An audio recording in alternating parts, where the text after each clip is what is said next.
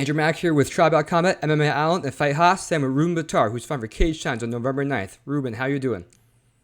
I'm doing well. Thank you for having me. It's a pleasure to be here, and I look forward to having this conversation. All good. So I usually like to ask fighters the same questions that other journalists ask. I just watched your interview with Maddox Brown, so I won't hmm go much into your background. But as you were training, so you came from Qatar, I think you said, right? Yeah, yeah, So how much did you train in Qatar before you came over here? yeah. I'll tell you. So, in Qatar, I was training primarily just jiu-jitsu. I probably did about 5 years of jiu-jitsu there, but it was quite casual. Like in Qatar, there was a very few jiu-jitsu academies at the time, and there was no competitions locally. People from my gym before I joined used to go to Abu Dhabi because there's a lot of jiu-jitsu events in Abu Dhabi. But when those like 4 years that I was training, 5 years that I was training, um, there was a blockade, so you couldn't fly from Qatar to UAE or Qatar to any of the nearby Gulf countries. So competing wasn't an option. So I was training jiu-jitsu, but it was very casual. It was like 2, 3 times a week, no competitions in mind. It was very chill, very relaxed. So like I definitely say it wasn't even though I've trained less years here in the US, it's only been about like 2 years. Um, the intensity and goal of training has been much higher, much more intensity, more every day with goals, specific goals in mind. So I would say I was very casual before, and then I came here and turned it up. That's what I would say. So you said that you came into the United States for college. Was that always the intention? Yeah. I was planning to go to either United States for college or to England. England's where my mom is from, and I applied to universities and I ended up by getting into Northeastern. So I got in on early decision, so that was it, and it was locked. And I knew for me going to the US is a very good opportunity to start MMA. I knew there was going to be many great level MMA gyms there, and if I grew up in another country than Qatar, I would have definitely been in an MMA gym from like middle school, high school training and getting down that route, but it just wasn't an option for me at the time because of the country was very small. Now Qatar does have a much more developed like MMA and jiu-jitsu scene, but at that time that wasn't really the case. And on top of that, when I was training back then, there was also COVID that hit. Um, so like that kind of reduced my training a lot, how much I could train and whatever. So it was just sort of like casual on and off for maybe 5 years there, maybe a bit more, I don't know. And then I was training with United Jiu-Jitsu under Professor Ismail, and then I came here to US and it's been great since, just been on the grind. So do you have any family or friends that lived here, or did you come here completely alone and blind? I came here alone, blind. I never even visited Boston before I came here for college, but I had friends who came and I think my mom and sister visited before. They told me it was a nice place. Like I didn't have doubts it was going to be a good city. I enjoy it here, but yeah, it was pretty blind. I didn't know anyone, didn't know anything. So yeah, it was a big move for me, but it's been great since, and the city's been treating me well, and I'm happy. I have a good setup now. Did you know English coming to the country, or just have you learned English while being in the United States? No, I knew English. English is like it's like my first language basically. Like I'm very comfortable. My mom is from England. Like I'm half English, half Lebanese, so there was never a language issue. I always spoke English good. So I saw that you were training at Studio Tong. How's that experience? Oh, it's been great. Yeah, when I decided to make that transition over, so I started training there a little bit for my Muay Thai fight. And then I started going there. I go there consistently now on Saturdays for MMA sparring, and it's been great. Like, I get to train with a lot of like good level pro guys. There's some guys who are fighting even on this card. Louisiana or Aaron Trussell Yep. is fighting on this card above me. Another guy, Matt from there, Matt Martinez, is fighting on this card. He's an amateur as well. And for me, getting the looks from the pros over there, fighting those pros, putting in the rounds with them, obviously, I can see how well I do and how well I match up against the pros. So it gives me a lot of confidence going to the fight the amateurs, knowing that these are the guys I'm training with, and if I can, keep up with them, then I'll be more than good here.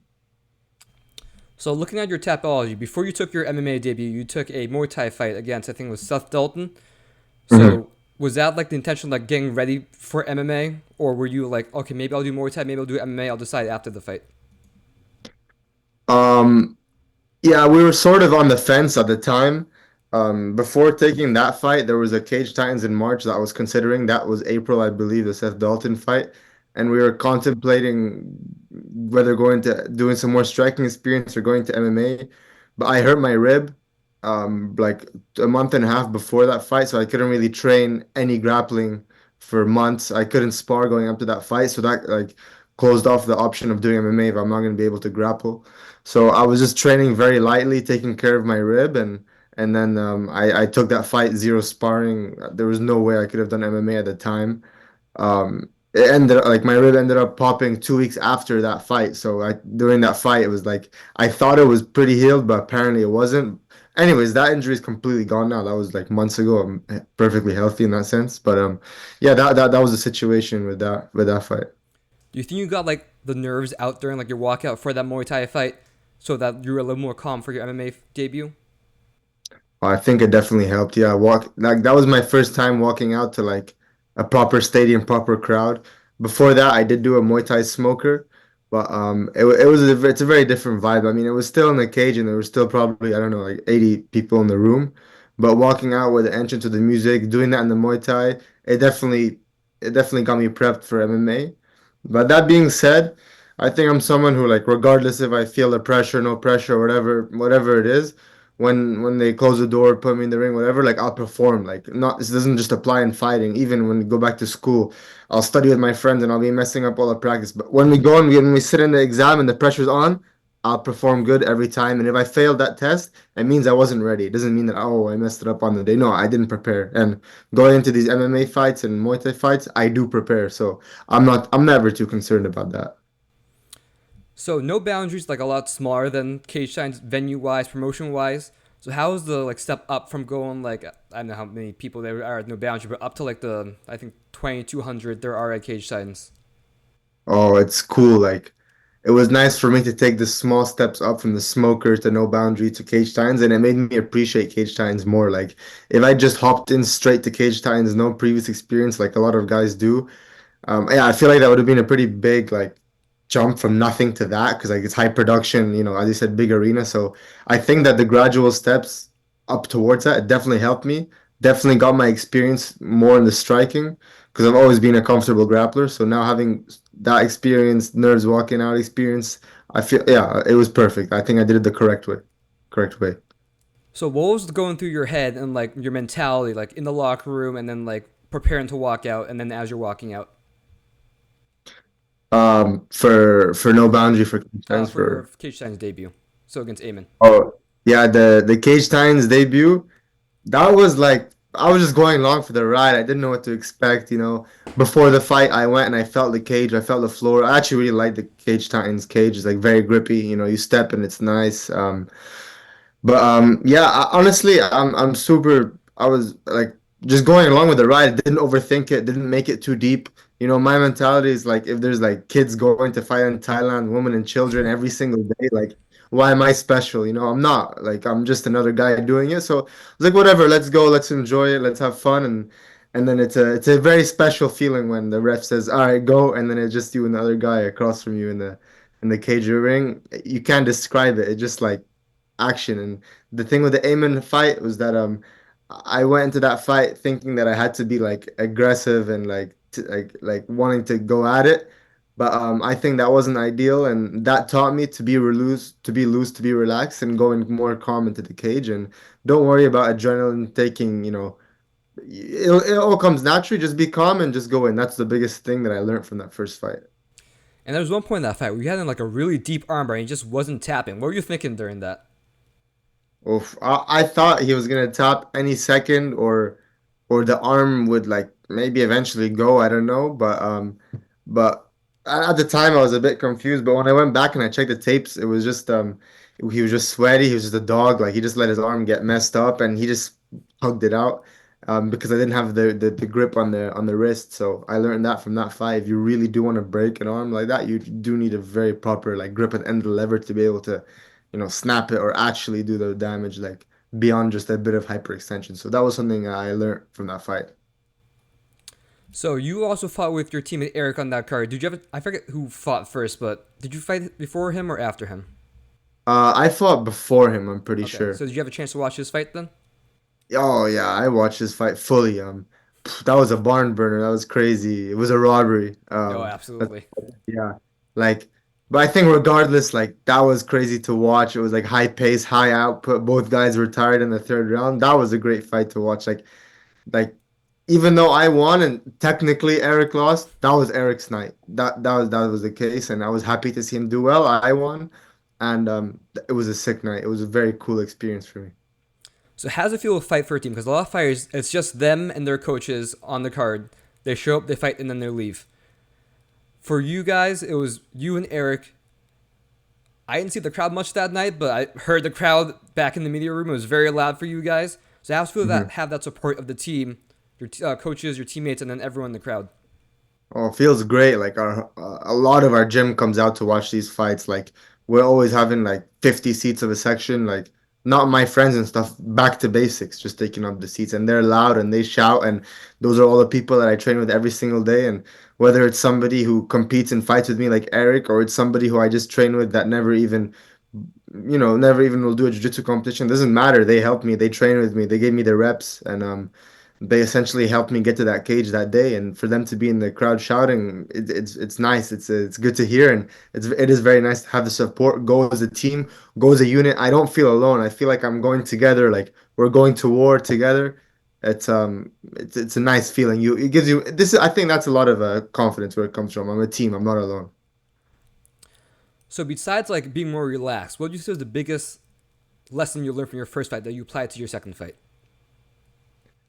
Besides being relaxed, it was I think I think on the first fight I was thinking like, oh, like let me try and keep it standing, but then I was like crowding him a lot, so it was like I was having contradicting, decisions versus outcomes of what was happening. So in my second fight I was more clear. I was like, okay, I'm gonna engage. If I feel like I want to clinch him, I'll clinch him. If I feel like I want to separate and strike, I'll separate and strike. I ended up clinching him. That's what I felt in the moment, and I just learned in the second fight to just let things go more with the flow. That was it. The first fight, I think I was just forcing things, and that it kind of ties into being calm, but just being calm, letting things flow, not forcing the fight in any direction, and that's sort of what happened in the second fight, and I was happy, and the outcome was good. So almost every fighter tells me in the media room after they win, "Oh, when do you want to fight next? Oh, I want to fight the next Cage Giants card." And then I literally don't see them for like a year and a half. You're Mhm. fighting back to back to back. How do you keep up that pace? Just being healthy, honestly. For me, like if I'm healthy and I'm here and I'm training, why would I not fight again? Like there's no big reason. If anything, I'll skip one card, maybe coming up, and then do more skill development, more strength development, help in the next one. But I wouldn't want to, take a year out. I don't even think that would feel good, like stepping back in after being out for a year. It just doesn't seem ideal to me. Um, and if I have no reason not to be out, if I'm healthy, then I'll be there. I don't know. You have to ask the other guys why do they only fight once a year, once every year and a half. I don't understand. I don't get it. Unless you're doing it casually because it's fun and you want to have a video on YouTube of yourself fighting. But if you actually want to pursue this as a career, then you have to be consistent and you have to be, going at it as long as you're healthy. Injuries are something different, but since, me and Eric are being healthy, we've been going at it and that's it. So what's your keys to preventing injuries? Well, one is being young. Like I'll hurt something and then it hurts for like 3 days and then it just recovers. And then other than that is stretching. I actually like I make sure to warm up good. I stretch out my muscles before. Don't go into classes tight. I'll just arrive, at 5, 10 minutes early, stretch out, small things like that. Oh, and on top of that, diet. Like I generally always eat clean. I'm not eating all this junky food that's like causing inflammation, and I'm going to train hard and then having these problems. Like whether I'm in camp, out of camp, I generally always eat healthy. I cook for myself. I barely eat out. Sometimes. Maybe on the weekends, if you have you order some food with your friends once a week, that's fine. But 95% of what I eat is clean, it's good, and it fuels me and it keeps me injury free. That's what I believe. So correct me if I'm wrong, but all three of your opponents are wrestlers, right? Yeah, that's correct. Is that something that you've like actually seeked out, or was it just like whoever was offered to you?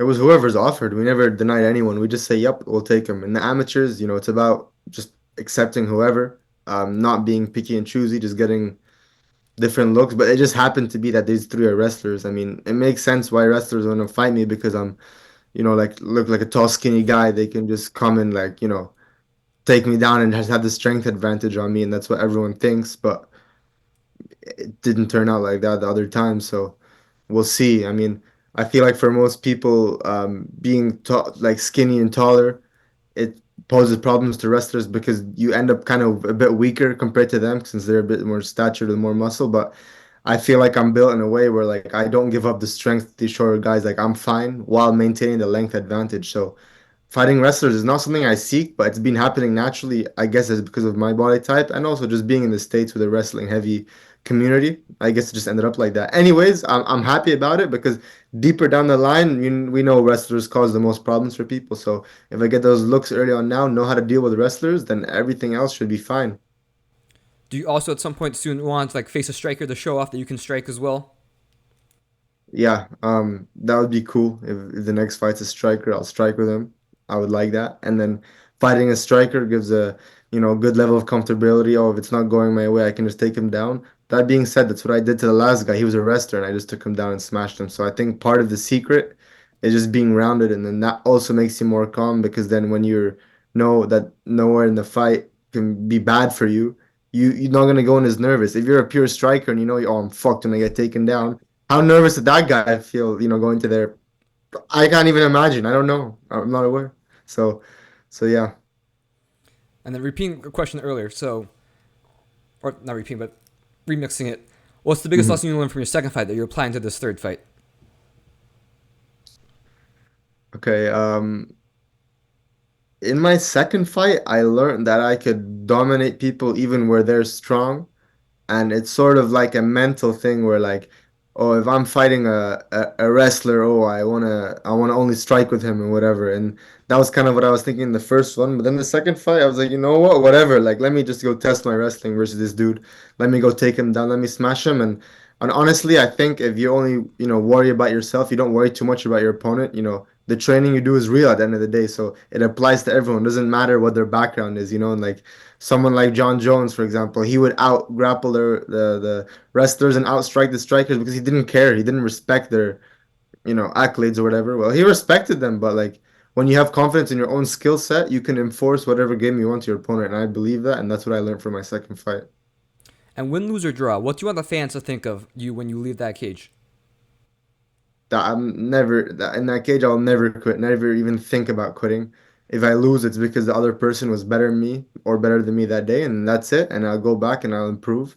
And I always come to fight. I'm not gonna come to jab and stay out and try and outpoint him and try and win a decision. That's not my goal. That's not my intention. My intention is to go in there, finish my opponent because ultimately that's the goal. Like decision is like if I couldn't do it, that means he was close enough match to me where I couldn't. So I want people to know that I go in there, will never give up, and I'm always looking for the finish. So you talked on Table Titans and with Maddox about a potential title shot in the horizon. Right now, the champion is Sergey Parasenko. He hasn't fought since 2023.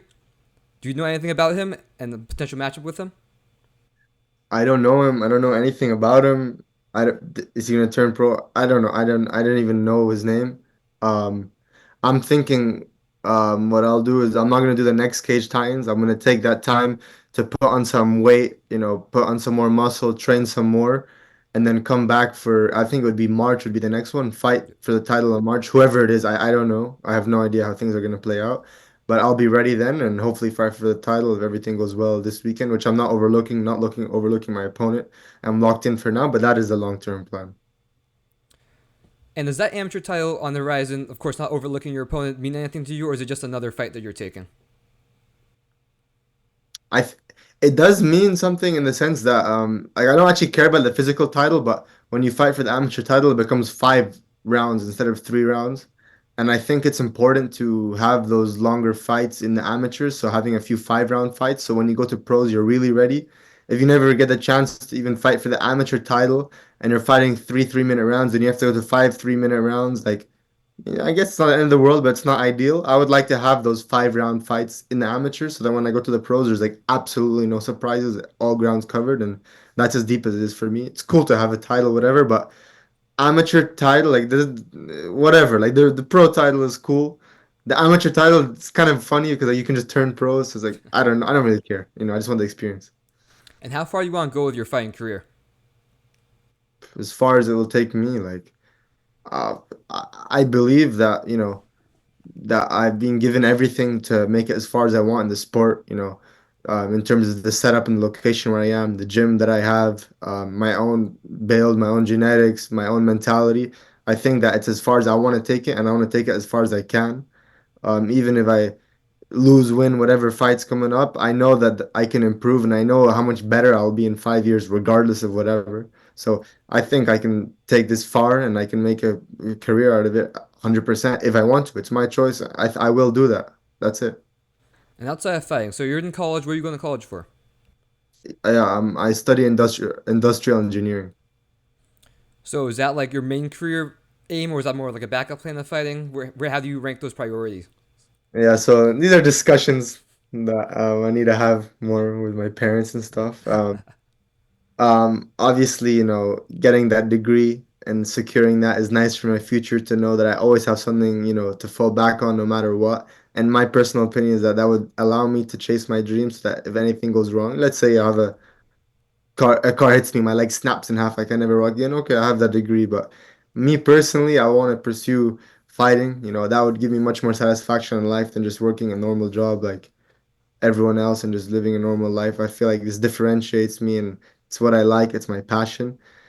I know my parents will want me to work in the industry. I don't know. We'll see. I graduate in 2026 May, so we'll see. I don't know.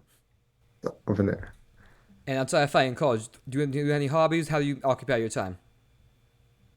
Oh yeah, I like all sports. I watch a lot of NBA. I watch Formula One. I like to go out on the weekends with my friends. I like to chill. I like to go hiking. I like to go skiing. I like the outdoors. I like nature a lot. I like fishing.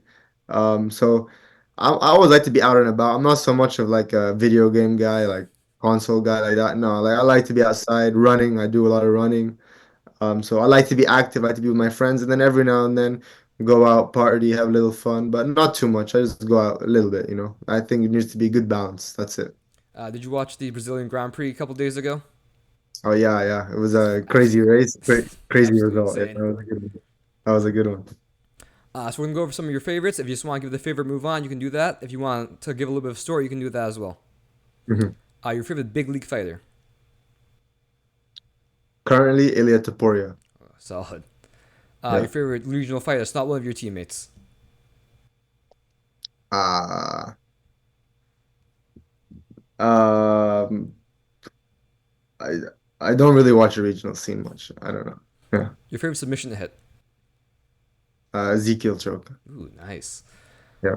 Your favorite food to eat after the weigh-ins, before the fight? So still healthy, but you can have more calories. Um. Oh, sushi. All you can eat sushi. So it's clean. I get that clean rice, low fiber. Get the intake, and then I can just keep getting that sushi in. So that's what I say. What's your favorite roller type?